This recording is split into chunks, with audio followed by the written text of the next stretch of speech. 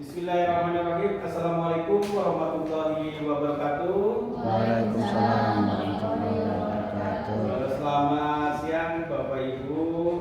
Salam sejahtera untuk kita semuanya. Salam dan bahagia. Bersyukur kita kepada Allah Subhanahu wa taala, Tuhan Yang Maha Esa. Kenapa? Karena pada hari ini adalah hari yang berbahagia. Kembali kita dikumpulkan di aula gedung sekolah yang kita cintai ini.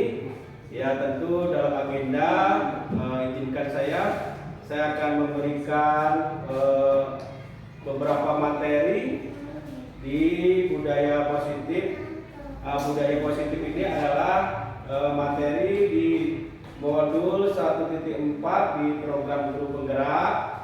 Tentu apa yang sudah saya pelajari, Bapak Ibu juga tentu bisa melihat dan juga bisa mempraktekkan di kelas kita masing-masing maupun di lingkungan sekolah kita. Jadi tujuannya seperti itu. Mari kita sama-sama nanti duduk bersama, mungkin waktunya kurang lebih 1 jam Bapak Ibu.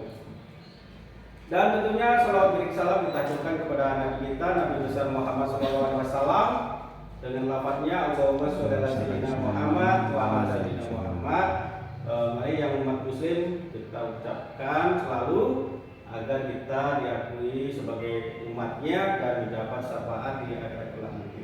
Amin ya rabbal alamin. Bapak Ibu, majelis guru SD Negeri 02 Prabaidin yang saya hormati.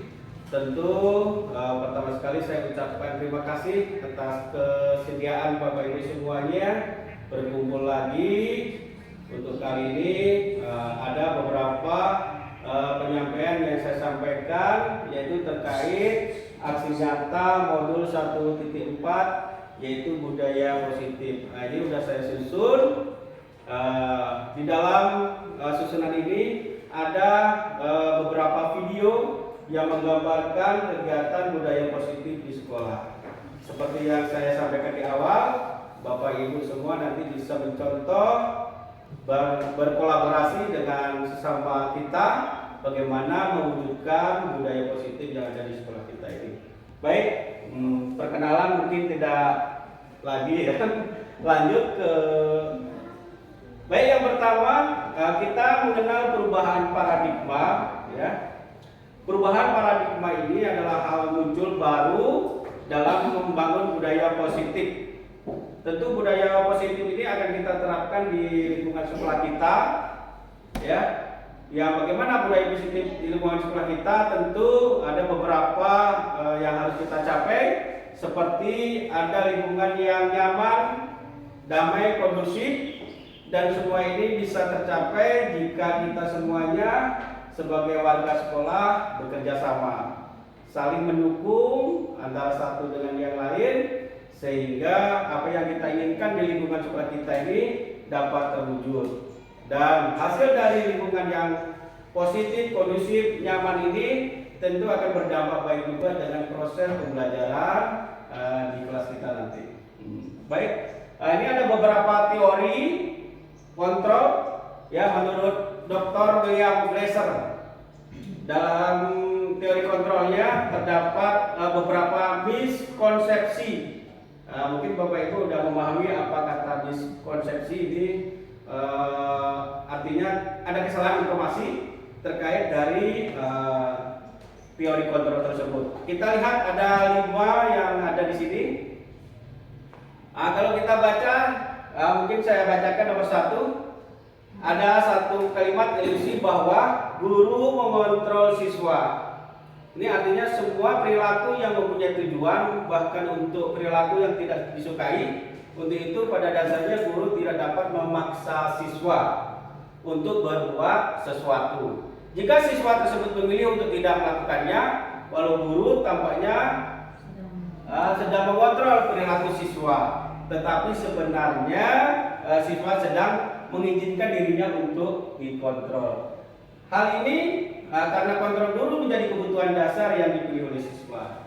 Jadi Bapak Ibu pengertiannya begini, kita berkehendak untuk peserta didik kita atau murid-murid kita ini sebenarnya bukan kehendak kita, tapi harus lahir dari hati nurani peserta didik kita. Jadi ada motivasi dari dalam diri murid-murid kita, yaitu disebut dengan motivasi secara internal atau intrinsik. Berarti ada kesadaran, bukan guru yang memaksa untuk berbuat budaya positif atau budaya yang baik di sekolah kita, namun memang harus muncul dan kesadaran diri dari peserta didik kita. Baik ya, selanjutnya silakan lanjut ke atas. Baik, lanjut lagi. Nah, kita lihat dari pengertian makna kata disiplin menurut Ki Hajar Dewantara. Ya, menurut Bapak Pendidikan kita, Bapak Ki Hajar Dewantara menyatakan bahwa untuk menciptakan siswa yang merdeka, maka syarat utama harus mempunyai disiplin yang kuat, yaitu disiplin dari diri yang berasal dari motivasi internal dari dalam diri sendiri. Jika tidak mempunyai motivasi internal, maka diperlukan motivasi eksternal orang lain untuk mendisiplinkan dirinya. Jadi ini pengertian dari kata makna kata disiplin menurut KHD atau Ki Hajar Dewantara. Seperti saya sampaikan tadi, bahwa disiplin itu harus muncul dari diri anak secara motivasi dalam atau internal. Namun jika ini tidak mungkin berjalan secara berangsur, juga boleh ada motivasi dari eksternal, yaitu kita sebagai seorang pendidik selalu menuntun, membimbing, membentuk anak-anak kita berkarakter.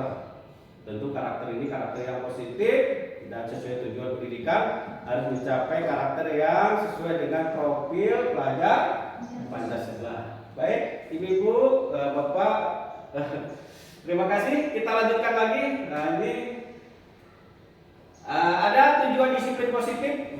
Tujuan disiplin positif ini adalah menanamkan motivasi kepada sebuah siswa kita agar mereka menjadi orang yang mereka inginkan dan menghargai diri sendiri dengan nilai-nilai yang mereka percaya.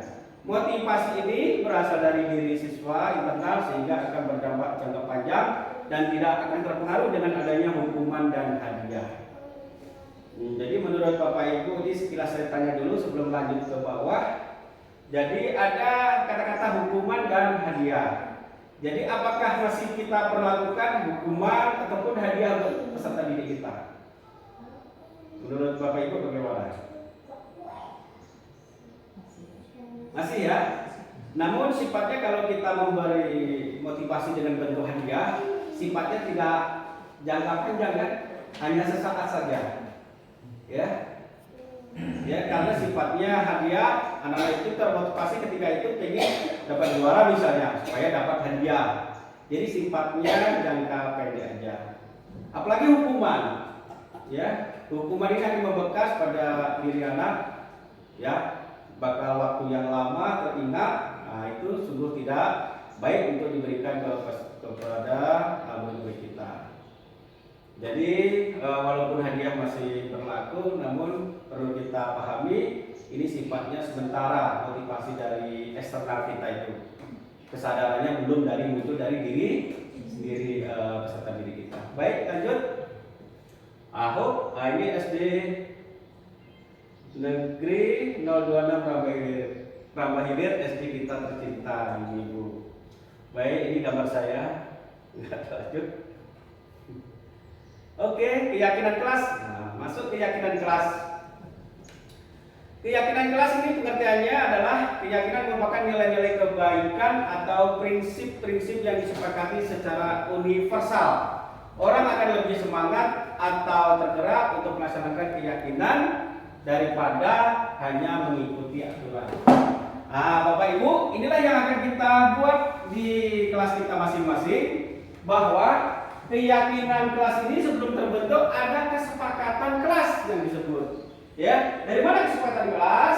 Yaitu prinsipnya adalah kesepakatan secara universal, artinya umum. Tidak, ini kan dalam kelas ini, saya contohkan dalam kelas ini ada beberapa murid kita.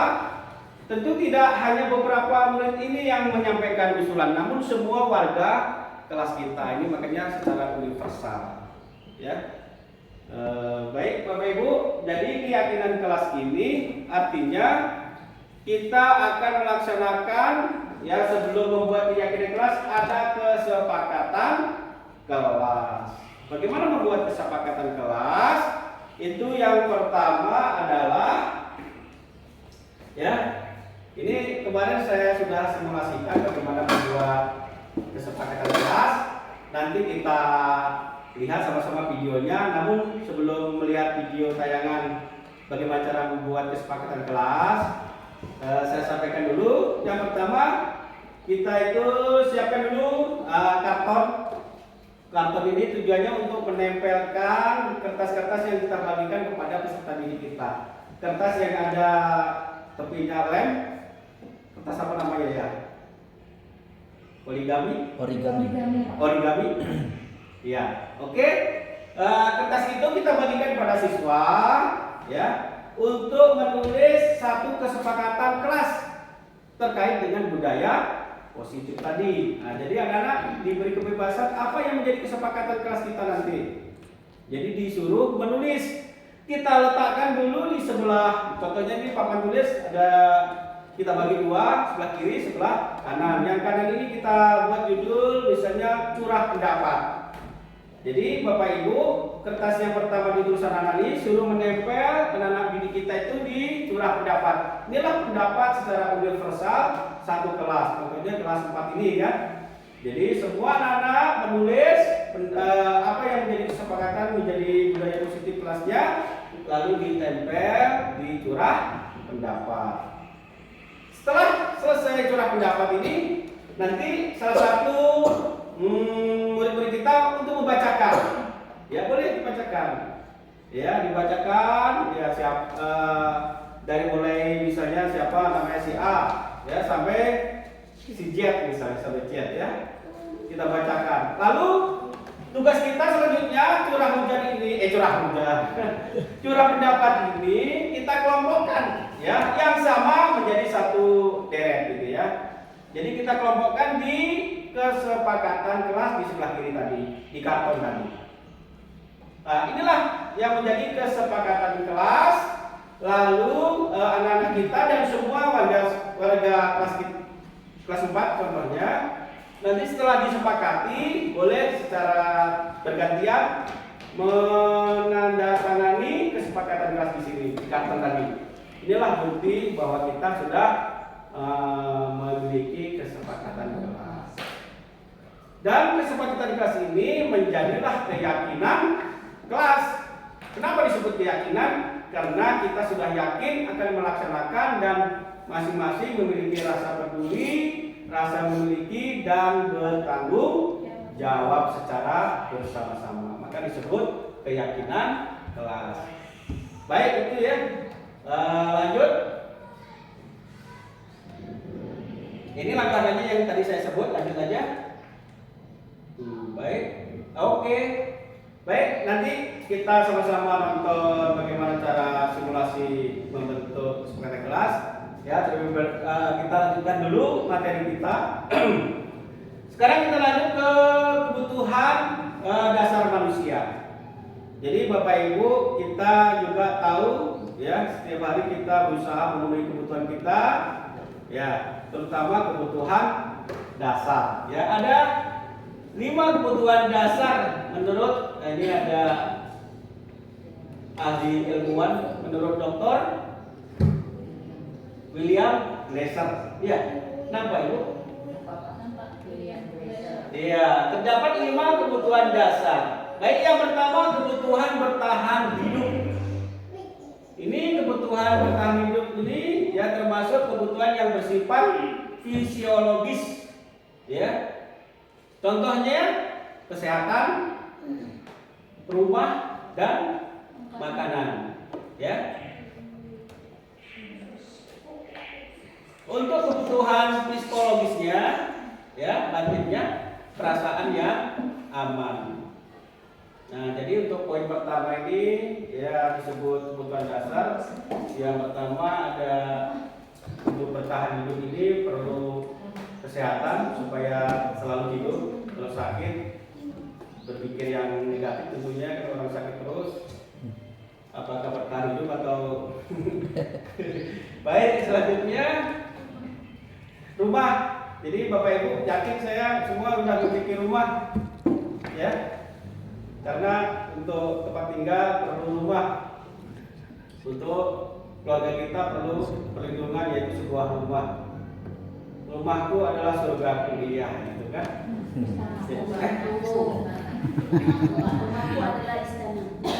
Rumahku adalah istanaku. Jadi Bapak Ibu buatlah rumah kita itu seperti istanaku. Jadi suasana yang harmonis. Baik, itu tidak perlu diperpanjang. Selanjutnya makanan. Ya, makanan silakan kita memenuhi kebutuhan untuk fisik kita berbentuk makanan, tentu makanan yang sehat. Sering kita ajarkan kepada murid-murid kita harus mengkonsumsi makanan itu khususnya 4 sehat, 5 sempurna. Kalau cuma 4 saja nggak apa-apa. Selanjutnya berbentuk boleh air minum, air putih maksudnya ya. Kalau punya rezeki boleh minum susu yang mahal supaya lebih sehat. Baik, lanjut kedua. Kebutuhan dasar manusia itu yang kedua kebutuhan cinta dan kasih sayang. Ya, jadi kita semua memerlukan cinta dan kasih sayang. Ini termasuk kebutuhan psikologis ya, batin ya. Jadi nggak mau kita itu secara batin tidak memiliki kasih sayang dari orang lain. Jadi kita butuh kasih sayang dari terutama keluarga kita. Baik, lanjut nomor 3. Kebutuhan penguasaan. Nah, ini pengertiannya adalah ini terkait dengan pengakuan dan kemampuan kita. Kekuasaan ini akan diperoleh tentu dari ada memiliki keterampilan, ya, dan memiliki kompetensi, lalu prestasi. Nah, ini terkait dengan kekuasaan itu mungkin Bapak Ibu lebih memahami bagaimana kita itu menginginkan juga suatu kekuasaan di lingkungan masyarakat, ya. Ada Pak RT berarti memiliki kekuasaan di lingkungan rumah tangga, di lingkungan kecilnya RT RW, itu termasuk contoh penguasaan. Baik, lanjut. Yang keempat yaitu kebutuhan dasar yang keempat adalah kebutuhan kebebasan. Artinya kebebasan ini kebutuhan untuk memilih, ya. Di sini tentu kalau kebebasan kita tidak diarahkan oleh pihak lain untuk memilih sesuatu yang kita inginkan. Berarti ada dituntut kita kemandirian. Baik, yang kelima, ini kebutuhan dasar yang kelima yaitu kebutuhan kesenangan, hiburan. Jadi kita semua, Bapak Ibu, peserta didik kita juga membutuhkan kebutuhan kesenangan. Ya, apa saja? Kesenangan ini akan berbeda-beda dengan orang lain. Nah, contohnya saya ketika capek senangnya memegang mic dan karaoke contohnya. Lalu rasa capek itu hilang. Nah, itu akan beda dengan Bu Darmiati misalnya. Dia kesenangannya mungkin pergi bersama keluarga belanja ke mall. Nah, itu lebih senang, lebih fresh ya. Nah, mungkin beda-beda seperti itu contohnya. Nah, itulah 5 dasar kebutuhan manusia yang harus kita ketahui dan juga perlu disampaikan juga kepada teman-teman dan tentu terutama pada peserta didik kita. Baik, Ibu Adik lanjut. Selanjutnya yaitu posisi kontrol guru, ya. Di sini kita sebagai seorang pendidik ada 5 kontrol yang harus kita pahami. Terutama kontrol kepada siapa? Kepada peserta didik ataupun siswa. Yang pertama yaitu penghukum. Yaitu penghukum ini seorang penghukum dapat menggunakan hukuman fisik dan verbal. Yang kedua, membuat orang merasa bersalah. Ada ya? Kita tuh bicara selalu bisa orang itu merasa bersalah gitu ya. Berarti mengkambing hitamkan atau menuduh atau bagaimana. Nomor 3-nya menjadi teman, ya, menjadi teman. Nah, dalam posisi ini guru tidak akan menyakiti murid, tetapi akan selalu berusaha mengontrol siswa melalui persuasi. Persuasi apa Bapak Ibu? ajakan ya, dengan cara mengajak ya, dengan bahasa yang tentu yang baik. Posisi ini dapat berdampak positif dan negatif. Yang keempat, posisi kontrol kita adalah monitor atau pemantau. Posisi pemantau ini berdasarkan peraturan-peraturan dan konsekuensi dengan memisahkan hubungan pribadi. Manajer, ini yang kelima, manajer merupakan posisi mentor di mana guru berbuat bersama dengan murid, mengajak siswa bertanggung jawab, mempertanggungjawabkan perilakunya, mendukung siswa menemukan solusi atau permasalahan sendiri. Jadi dari 5 kontrol dulu, mungkin Bapak Ibu bisa memilih ya, lebih berpihak pada murid itu kontrol yang mana kira-kira? Apakah sebagai penghukum, atau membuat orang lain itu bersalah, atau kita jadikan sebagai teman, atau sebagai pemantau karena udah ada aturan-aturan yang udah disepakati, ya. Dan yang terakhir sebagai manajer, yaitu bersama-sama ya, mengajak dan bertanggungjawabkan segala perilakunya sesuai permasalahannya sendiri. Baik, lanjut. Oke, Bapak Ibu, itu mungkin materi di modul 1.4 yaitu budaya positif. Untuk selanjutnya nanti kita akan lihat video-video contoh-contoh budaya positif, lalu bagaimana cara membuat kesepakatan kelas atau keyakinan kelas. Nanti kita ada satu sesi yaitu mendiskusikan mana yang perlu ditambah dan mana yang perlu dikurangi di tayangan video nantinya. Oke, baik, kita lihat videonya.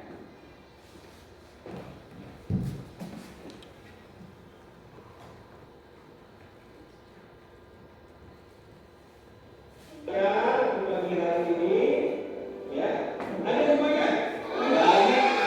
Kemarin saya simulasi di kelas 4, ya. Mungkin Bapak Ibu bisa memahami, melihat, ini sampaikan mana yang kurang, mana yang perlu ditambah. Ini adalah contoh membuat kesepakatan kelas atau keyakinan kelas.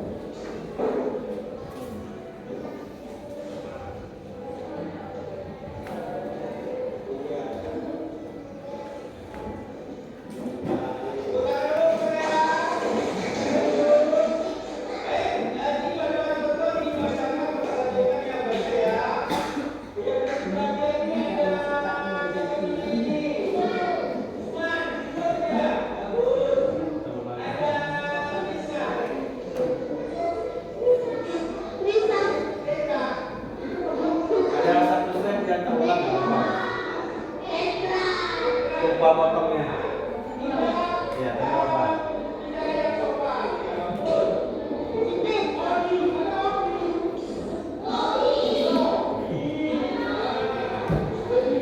Aku jangan lupa nama semuanya.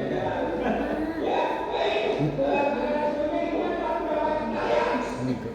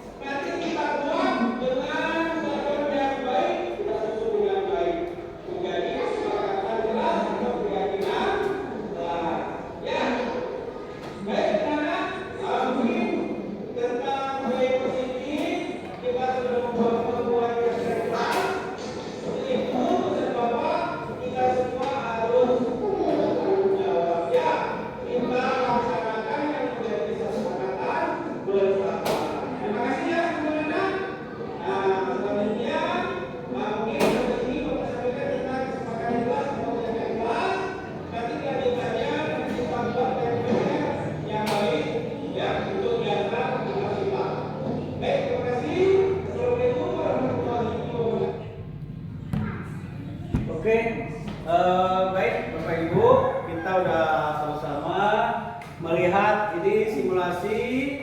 Kemarin saya melakukan di kelas 4 bagaimana cara membuat kesepakatan kelas dan menjadi keyakinan kelas.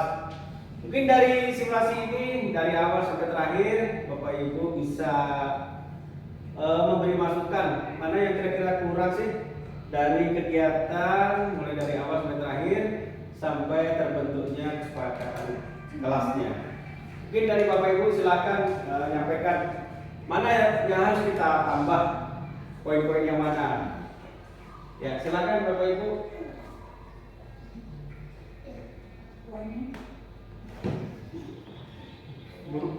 Bu Ali, Bunda, Pak Halim, Pak Unan, silakan. Tadi saya dari pertama menyampaikan bagaimana cara membuat kesepakatan kelas itu ditandatangani ya setelah menjadi kesepakatan di kantor itu. Di kegiatan ini mungkin belum terlihat. Mungkin itu masukan ya untuk kita semuanya. Nanti kalau Bapak Ibu membuat di kelasnya masing-masing, setelah tertempel itu kita udah kelompokkan. Nanti ajak murid-murid kita untuk memberikan tanda tangan di kantor dan termasuk kita sebagai seorang pendidik menandakan kita komitmen menjadi kesepakatan bersama. Mungkin poin itu yang perlu ditambah. Terus hal-hal yang contoh-contoh yang disampaikan anak-anak itu ya mungkin ini ada beberapa saja, mungkin bisa lebih dari 5, 6, 7 yang harus membuat keyakinan kelasnya. Ya tidak harus 4 atau 3, terlalu sedikit kan? Karena semuanya itu tujuannya adalah untuk membina murid-murid kita yang memiliki karakter yang baik. Ya Bapak Ibu, mungkin di simulasi ini ada yang ingin ditanyakan, apa yang belum dipahami, bagaimana cara membuatnya atau tentang kesepakatan kelas ini. Kalau tidak ada, nanti kita lanjut ke video. Saya melakukan bagaimana cara mempraktekkan restitusi segitiga. Ya, di sini menyelesaikan sebuah kasus. Ya, kemarin saya contohkan adalah siswa di kelas 6. Ketika itu ada si Felix sama si Rina, dia beradu mulut ya. Si Rina itu ini berkata yang kurang enak didengar mungkin ya, atau jorok. Ya, lalu si Felix ini ketika keluar meluncurkan pensil masuk ke dalam menarik bukunya Rina sehingga sobek. Nah ini kasus ini kemarin saya selesaikan satu kasusnya untuk si siapa? Si Felix ya. Kenapa Felix itu sampai menyobek bukunya? Nanti kita lihat videonya. Baik.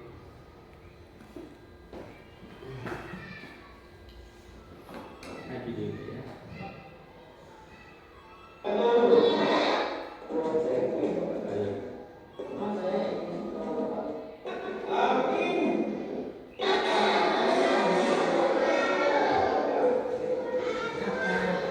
Baik, setelah ini, ini Bapak Ibu, mari kita lihat.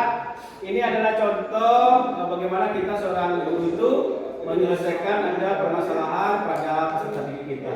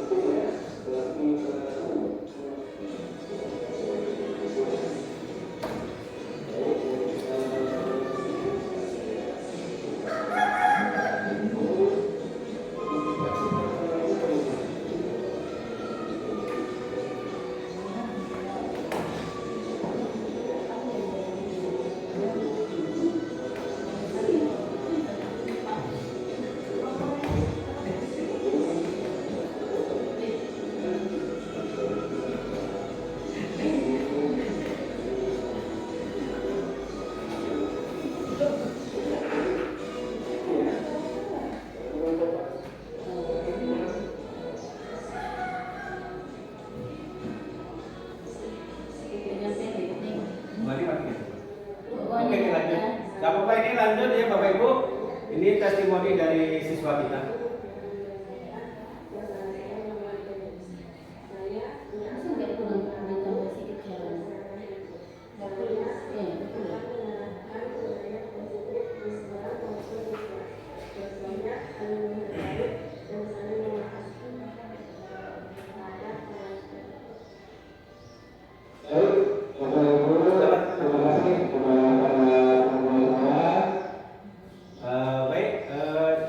Bapak Ibu, setelah kita melihat tayangan tadi, yaitu bagaimana saya menyelesaikan kasus 1. Tadi skenario-nya sudah saya ceritakan. Ada Felix, ada Rina yang beradu mulut ya. Tadi saya selesaikan satu-satu untuk Felix ini. Jadi restitusi segitiga itu artinya kita sebagai guru, tadi kita sudah bicara masalah kontrol kan. Jadi kontrol yang apa yang cocok? Apakah hukuman? Tadi kan ada itu ya, pemantau, manajer, teman. Jadi ketika saya menyelesaikan kasus ini, saya posisikan kontrol saya ini tidak hukuman, namun sebagai teman. Ya, teman. Kenapa harus jadi teman? Karena saya lebih leluasa berbicara sama Felix. Ya, yang pertama restitusi itu harus mencari cerita kenapa dia sampai berbuat menyobek atau menarik buku temannya. Saya bicara baik-baik tadi dengan bahasa ya seorang teman lah. Ketika itu nggak saya posisikan sebagai guru. Jadi Felix bercerita bahwa rupanya sebelum terjadi kasus itu sebelumnya Rina ini pernah berkata-kata yang menyakitkan. Jadi mungkin ada dendam ya. Jadi saya udah tahu nih permasalahannya. Kenapa Felix itu berbuat begitu? Rupanya pernah merasa sakit hati dari bicaranya Rina, mungkin menghina atau yang lain ya. Setelah itu saya harus meyakini sama Felix. Cara meyakininya saya bertanya, yang diperbuat Felix ini kira-kira baik atau buruk? Saya tanya seperti itu. Felix sudah menyadari bahwa yang dia perbuat adalah tidak baik, perbuatan yang negatif, ya. Itu untuk meyakinkan. Lalu dikaitkan dengan kesepakatan kelasnya, bahwa di kesepakatan kelas itu juga kita harus saling menghormati sesama teman, baik satu suku, yang beda sukunya ya tentunya, atau yang sama sukunya, yang penting intinya saling menghargai, menghormati. Jadi saya yakinkan apakah ini sesuai dengan kesepakatan kelas? Felix tadi menjawab, tidak Pak, ini mungkin tidak sesuai yang menjadi kesepakatan kelas secara bersama-sama. Nah, jadi untuk selanjutnya tindakan lagi ke depannya, saya tanya kepada Felix ya. Untuk kedepannya bagaimana Felix? Ya, kita sudah tahu bahwa ini tidak sesuai kesepakatan kelas dan tidak termasuk budaya positif, dan anak tersebut menyampaikan bahwa untuk kedepannya tidak akan berbuat lagi hal-hal yang negatif. Nah, jadi Bapak Ibu, beginilah bagaimana kita seorang guru itu harus bisa mengambil kontrol yang mana yang sesuai dengan kasusnya, tidak langsung ujuk-ujuk menghukum ya, atau sebagaimana saja ya, konteks permasalahannya harus dipahami dulu, sehingga semua itu keputusan yang kita ambil adalah hasil dari kesepakatan ya kelas tadi, dan tentu berpihak kepada murid. Nah, mungkin itu tentang restitusi segitiga. Harapannya semua Bapak Ibu bisa mempraktekannya ya di sekolah kita ini.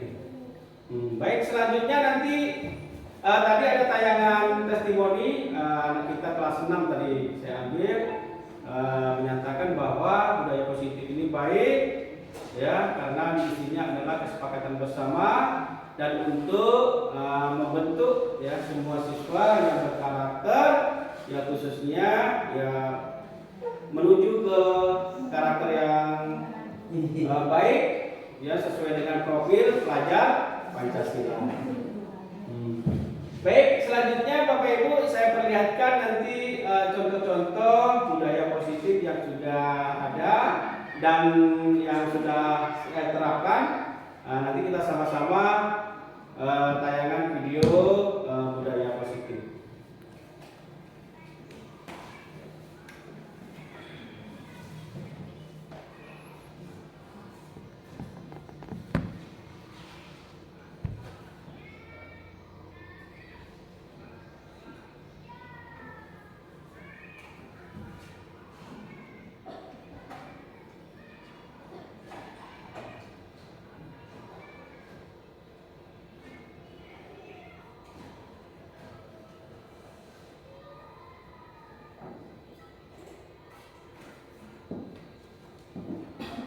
Ya baik Bapak Ibu, selanjutnya tayangan terakhir dari pertemuan kita di siang hari ini yaitu dokumentasi baik berbentuk video ataupun foto-foto yang saya susun.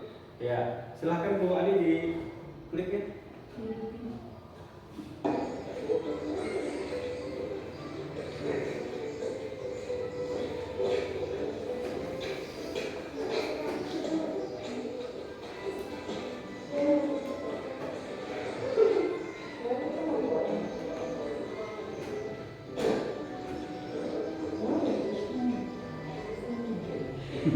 Nah, itu anak-anak kita kalau di depan kamera selalu ada niat bergaya. Nah, ini Bapak Ibu yang sedang mengadu anak-anak untuk mengambil sampah ya.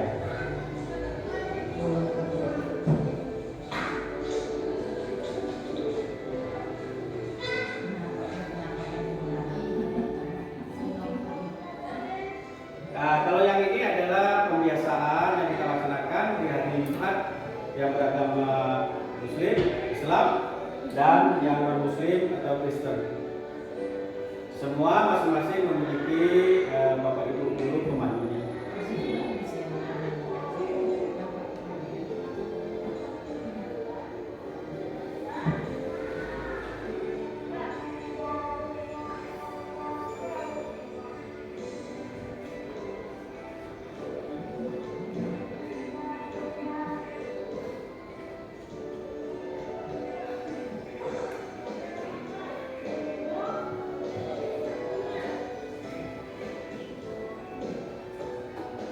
Nah, ini berbentuk foto berbaris dengan rapi, anak-anak nyapu, itu seragam yang sesuai jadwal harinya maksudnya. Nah, ini foto-foto tadi saya melakukan simulasi membuat kesepakatan kelas atau keyakinan kelas.